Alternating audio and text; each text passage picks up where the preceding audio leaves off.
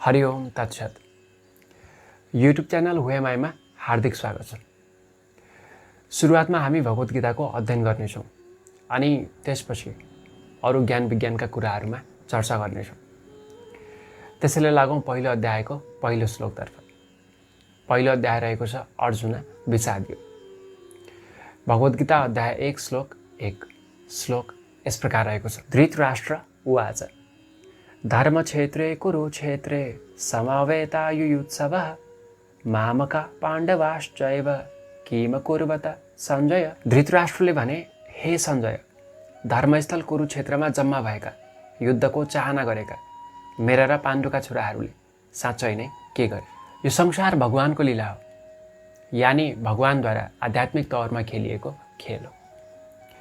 भगवानको लीला भएकाले यो संसार अथवा यो पृथ्वी धर्मक्षेत्र हो। धर्मक्षेत्र भएकाले मानवरूपी सम्पूर्ण प्राणीहरूले आफ्नो धर्म पालन गर्नुपर्ने हुन्छ। तर शारीरिक अवधारणाले गर्दा मानिसहरूमा भौतिक संसारप्रति आकर्षण रहेको हुन्छ, जसकारण बुझाइ भोगाइ अनुभव भौतिक स्तरमा नै सीमित रहेको हुन्छ। चेतनाको स्तर भौतिकतामै सीमित हुँदा मानिसहरूले शारीरिक अवधारणाले गर्दा म मेरो भन्ने भावमा इच्छा चाहनाहरूबाट प्रेरित भएर आसक्ति अनासक्तिमा परेर पक्ष विपक्षको भाव राखेका हुन्छन्।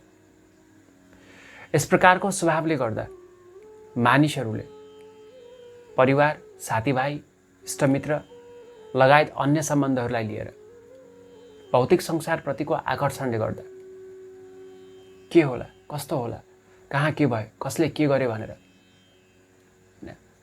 चिन्ता गर्ने, शङ्का गर्ने अनि जान्ने इच्छा भएको स्वभाव दर्शाउने गर्छन्। धन्यवाद।